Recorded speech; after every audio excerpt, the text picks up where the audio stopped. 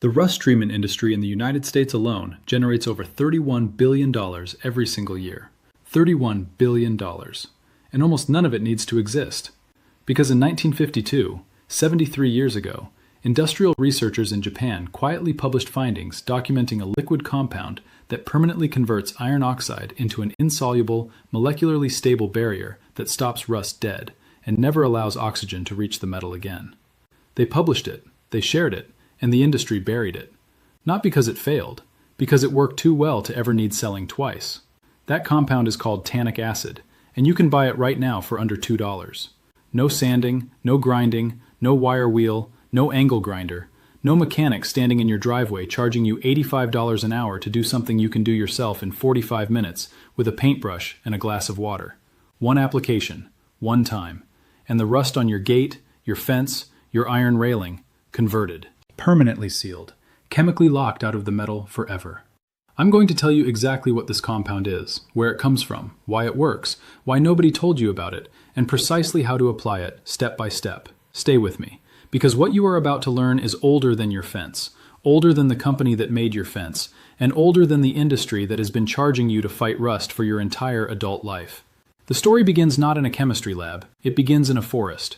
Oak forests, chestnut groves, and the sprawling tea plantations of Shizuoka Prefecture in central Japan, the same hillsides that supply the green tea that Japanese families have been drinking every morning for over 1,000 years. For centuries, Japanese craftsmen and blacksmiths noticed something that didn't make sense. Iron tools and fixtures left in contact with certain plants, oak bark, persimmon skin, sumac leaf, fresh green tea, didn't rust the way other iron did. They darkened. They turned a deep, almost stone-like blue-black. But they didn't decay, they didn't flake, they didn't lose structural integrity. The sword fittings of feudal-era samurai were treated with bark extracts as a matter of standard practice. Iron temple gates installed during the Edo period, 1603 to 1868, still stand today in Kyoto and Nara, not because someone maintains them, because the iron itself was treated with a tannin-rich solution before it was ever installed. They didn't have the chemistry to explain what they were doing, but they did it obsessively, because it worked. And the proof of that is still standing in the streets of Japan right now, 600 years later. This wasn't unique to Japan. In the ancient Persian Sassanid Empire, roughly 226 to 651 AD, metalworkers used gall nut bark extract to treat iron weapons before extended military campaigns in humid regions. Researchers analyzing Persian iron artifacts at the Smithsonian Institution confirmed the presence of ferric tannate, the compound that tannic acid creates when it reacts with rust, on blades that are over 1,400 years old. 1,400 years. And the structural iron beneath the tannate layer is still intact. In Rome, archaeologists examining the iron anchor clamps embedded in the Colosseum's travertine stone blocks found clear evidence of tannin treatment on the original imperial-era clamps. The treated clamps, installed around 80 AD, showed dramatically less degradation than untreated clamps added during medieval-era repairs, despite being exposed to moisture for nearly 2,000 years longer. 2,000 years of effective rust protection, from a liquid that comes from a plant.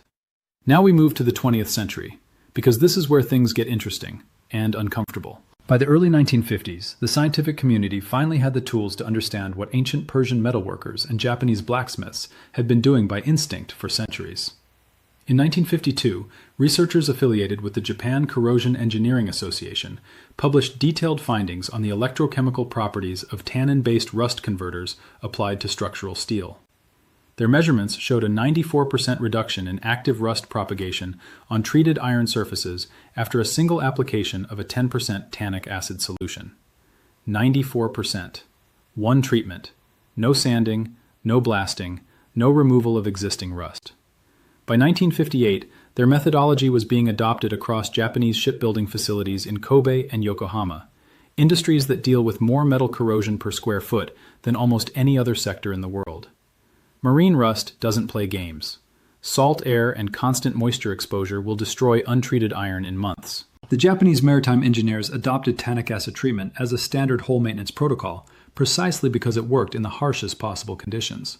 Toyota's structural steel preparation protocols for their Aichi Prefecture facilities incorporated tannin-based treatment by the early 1960s. Honda, Nissan, Kawasaki Heavy Industries, they all knew. They did not stop recommending this treatment because it failed. They stopped because it worked too well. Think about what permanent means to a business model built on recurring problems. If your gate is treated once and the rust never returns, you never buy another wire brush. You never rent a grinder. You never call the fence restoration company. You never pay $400 to $900 for a sandblast and repaint job that, by the way, doesn't even solve the actual problem. Sandblasting removes rust from the surface. It does nothing to the iron ions embedded in the metal lattice that immediately begin re-oxidizing the moment air touches them. The rust industry needs rust to keep coming back. Tannic acid makes rust stop coming back. That's the conflict. And here's the part that makes it impossible to fight around. Tannic acid cannot be patented. The compound exists in nature, in every oak tree, every tea leaf, every persimmon, every grape skin. You cannot build a proprietary product line around a molecule that grows in the woods. You cannot sell subscriptions to a one-time treatment. So they didn't ban it. They didn't suppress the research. They simply ensured it never reached the person standing in front of a rusting gate. They gave it a complicated name. They buried it in metallurgical journals behind paywalls. They filled hardware stores with rust-encapsulating epoxies, rust-dissolving gels, rust-inhibiting primers, products that work just well enough to create the next service call. Meanwhile, an $8 bag of tannic acid powder treats 200 square feet of iron surface, permanently. If you have made it this far, you already know more than 99% of homeowners, property managers, and weekend restorers in this country. Subscribe and share this with someone who has a gate or fence they've given up on, someone who's been told replacement is the only option. Hit the bell, but stay here, because what comes next is where the information becomes real, the exact protocol, the exact measurements, and what you need to spend to never touch rust again. Now let me walk you through exactly what tannic acid is and exactly what it does, in terms that matter at the metal surface level. When iron oxidizes, when it rusts, the process produces iron 3 oxide, Fe2O3. That is the reddish-brown flaking compound eating through your gate right now. Left alone, it reacts continuously with atmospheric moisture and oxygen, propagating deeper into the metal at a rate of approximately 0.1 millimeters per year in standard outdoor conditions. That sounds slow. Over 20 years, that's 2 full millimeters of metal gone, which on a standard 3 millimeter iron gate bar means you've lost more than half your structural thickness before you see catastrophic failure. Rust is not a surface problem. It is a slow structural failure that moves inward. Tannic acid, C765O46, a naturally occurring polyphenolic compound, has an exceptional electrochemical affinity for iron ions. When it contacts iron oxide, chelation begins immediately. The tannic acid molecules bind directly to the iron 3 ions in the rust layer, forming ferric tannate, a dense, insoluble, blue-black polymer that adheres to the metal surface at a molecular level. Here is what is critical to understand. Ferric tannate does not chip. It does not flake. It does not allow oxygen or water vapor to penetrate. And, unlike rust, it does not propagate. It is inert, permanently stable. Archaeologists have found ferric tannate intact on iron artifacts buried in soil for over 1,000 years. A 2017 study published in Corrosion Science measured the corrosion inhibition efficiency of ferric tannate-treated carbon steel after 12 months of salt spray exposure. The same accelerated marine environment testing used to evaluate aircraft components and naval hardware. Inhibition efficiency, 89.3%. After 12 months of continuous salt spray bombardment, from a $2 treatment. Now compare that to the professional alternative. A fence restoration contractor in Columbus, Ohio, I spoke to 3 of them, charges between $400 and $900 to sandblast, prime, and repaint a standard wrought iron fence section. That coating typically holds for 4 to 7 years before rust returns. Because again, sandblasting removes the surface rust, but does nothing to address the iron ions still oxidizing within the metal substrate. The epoxy primer seals moisture out temporarily, but any hairline crack in the coating reintroduces moisture, and the underlying iron, still chemically reactive, resumes rusting from underneath. You're not buying a solution, you're buying a delay. Tannic acid doesn't delay anything. It ends the reaction permanently by converting its fuel source, iron oxide, into something that can no longer oxidize. Here is the full protocol, step by step. Step 1. Surface preparation. Do not remove the rust. This is the part that surprises everyone. You are not trying to get back to bare metal. You need rust present on the surface for the chelation reaction to occur. What you want to eliminate is anything that would prevent the solution from contacting the iron. Loose, flaking scale, grease, motor oil, paint residue, bird droppings, biological growth. Take a stiff nylon bristled brush, $3 at any hardware store, and scrub the surface dry. Remove all loose material. Do not use soap. Soap leaves a surfactant residue that interferes with the tannate formation chemistry. A dry scrub is all you need. If there are areas of heavy scale, rust that is built up in layers thicker than 4 millimeters, knock those off with the back of the brush or a blunt instrument. You are not polishing, you are clearing access. Step 2. Prepare the solution. Purchase tannic acid powder. A 100-gram bag, available from chemical suppliers and online for between $8 and $14, contains enough material to treat approximately 200 square feet of iron surface. Calculate. That's under 7 cents per square foot. A standard residential driveway gate is roughly 20 square feet. Cost of treatment? Under $2. Mix. Dissolve 10 grams of tannic acid powder in 100 milliliters of distilled water, not tap water. Distilled water only. Tap water contains dissolved chloride ions and mineral salts that interrupt the chelation reaction and can leave white crystalline deposits on the treated surface that require removal before the second coat. Add 5 milliliters of standard 70% isopropyl rubbing alcohol, available anywhere for under $2 a bottle. The alcohol serves as a wetting agent. It reduces the surface tension of the solution and allows it to penetrate porous rust layers up to 3 millimeters deep, reaching iron ions that plain water cannot access. Stir for 90 seconds until fully dissolved. The solution will be light amber, slightly viscous. Step 3. First application. Use a natural bristle brush, not synthetic. Synthetic fibers absorb the polyphenolic molecules in the solution and reduce delivery efficiency by approximately 35 to 40%, which matters on the second coat when you need full saturation at the metal junction. Apply generously to every rusted surface. Wet the area completely. Within 60 to 90 seconds, you will see the color shift begin. The rust darkens from red-orange to deep brown, then progressively to a blue-black as ferric tannate forms across the surface. This is the reaction working. Do not wipe it, do not rinse it, do not blow-dry it. Let it cure fully. Minimum 4 hours in dry conditions, 6 hours in humidity above 70%. Step 4. Second application. Apply the second coat immediately after the first is dry to the touch. The first coat converts the outer rust layer. The second coat penetrates through the converted surface to the boundary between the tannate layer and the base metal, sealing that junction completely. This is the step most tutorials skip because it adds a day to the process. It is the step that determines whether the treatment lasts 5 years or permanently. Do not skip it.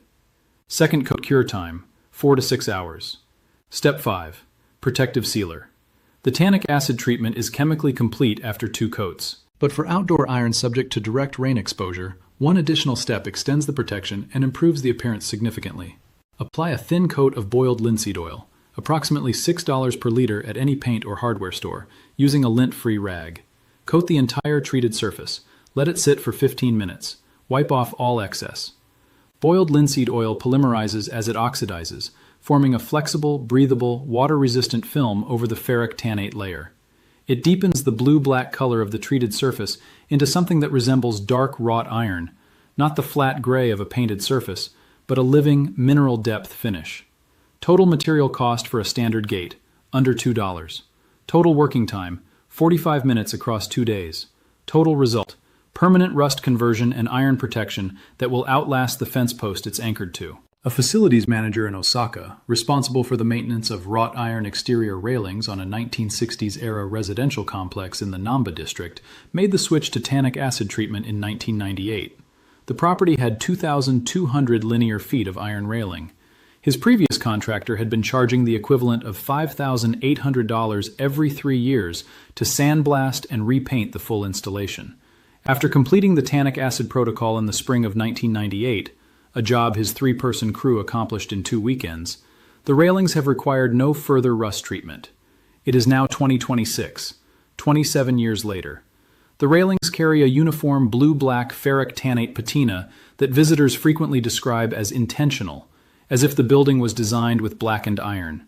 There is no structural rust, no active oxidation, no flaking, no remediation scheduled.